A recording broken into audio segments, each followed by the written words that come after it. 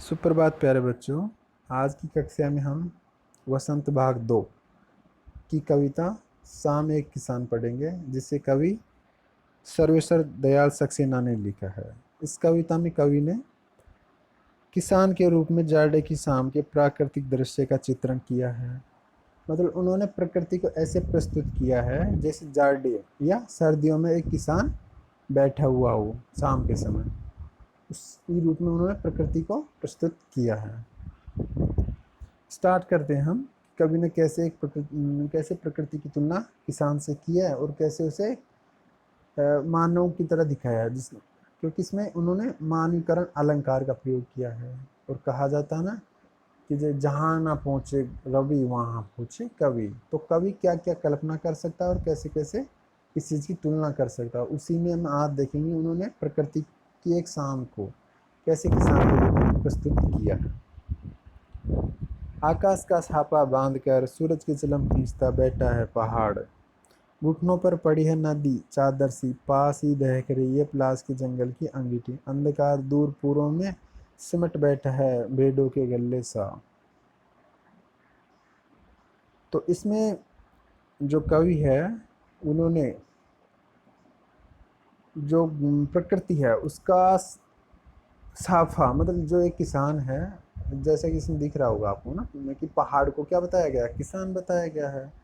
और उसका जो साफा साफा किसे बताया गया, प्रकृति पहाड़ का साफा बताया गया है आकाश को, जो कि एक तरीके से किसान का साफा क्या होती है, उसकी पगड़ी होती है, या साफा जो होता है वो सिर पर जैसे बांधता है, वैसे ही पहाड़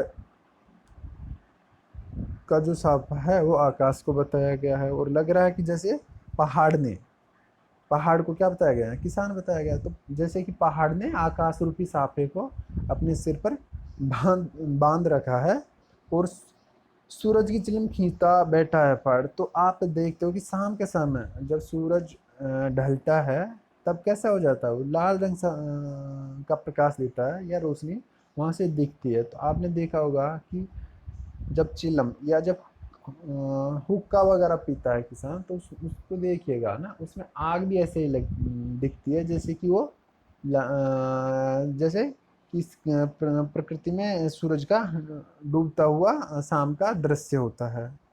तो जो सूरज जो डूब रहा है पहाड़ के ओट में या सामान्य से सूरज डूब रहा है, वो लग रहा है कि जैसे पहाड़ रूपी किसान अपनी चिलम खींच रहा हो, मतलब वो चिलम पी रहा हो। और सूरज चिलम खींचता बैठा है पहाड़। घुटनों पर पड़ी है नदी चादर सी, पास ही दहक रही है प्लास के जंगल की अंगीठी। अंधकार दूर पूर्व में सिमट बैठा है भेड़ों के गले सा।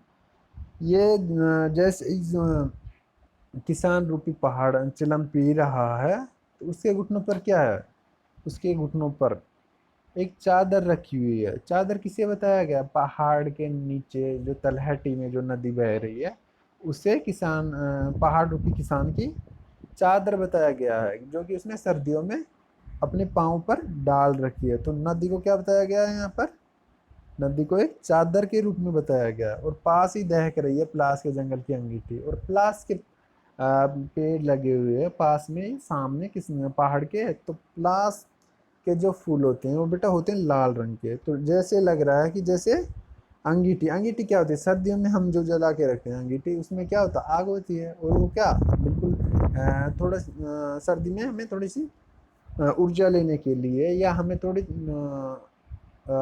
हमें थोड़ा ताप लेने के लिए ये किया अंगीठी जला के रखते हैं ना।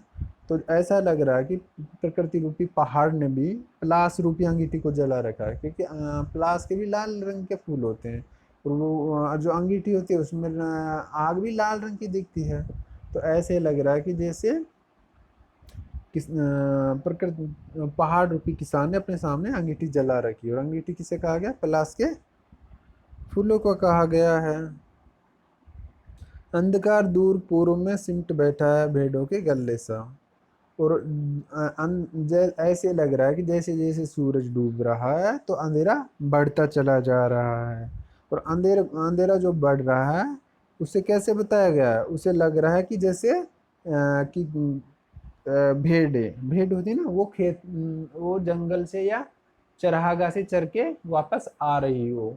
तो जो अंधेरा है उसे कैसा दिखाया गया है, भेड़ों की तरह दिखाया गया है, कि जैसे लग रहा हो कि भेड़ें वापस आ रही हो, पर सही में क्या है, वो अंधकार बढ़ता आ रहा है। क्योंकि जैसे ही सूरज डूबेगा तो प्रकाश सिमट जाएगा और अंधकार होगा, तो अंधकार रूपी अंधकार को भेड़ के रूप में प्रस्तुत किया है। तो ये सब कुछ शांति से हो रहा था बिल्कुल, और किसान क्या, किसान अपना हुक्का या अपनी चिलम पी रहा था, सब शांति से। पर अचानक से क्या होता है, मोर बोल जाता है।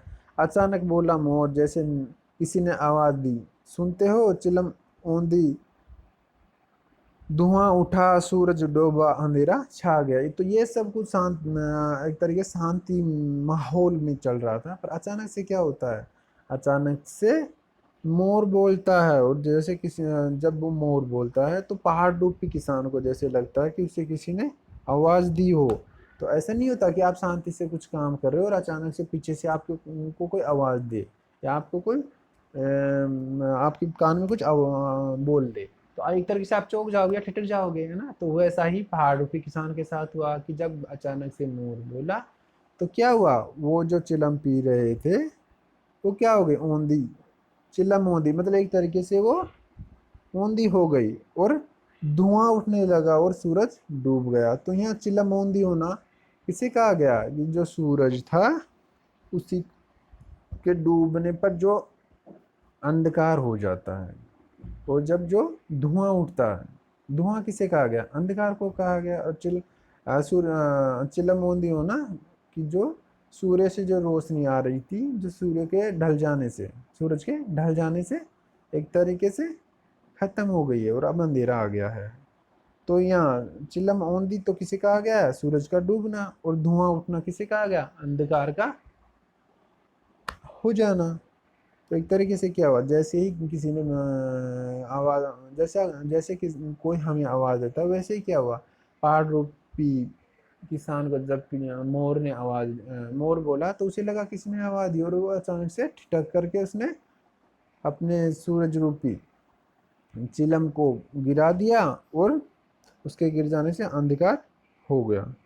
तो यही है इस कविता में कवि ने प्रकृति का एक तरीके से मान किसान के रूप में उन किसान से तुलना की है, और उन्होंने आकाश को, पहाड़ को किसान बताया है, तथा किसान की पगड़ी किसे बताया, आकाश को बताया है, तथा किसान के लिए चादर किसे बताया गया है, नदी को बताया गया है, तथा डूबता हुआ सूरज एक तरीके से चिलम बताई गई है, तथा सामने लगे प्लास के जंगल अंगीठी की तरह दिखाए गए हैं। तो ये सब प्रकृति का उन्होंने मानवीकरण किया है, किसान, एक किसान के रूप में।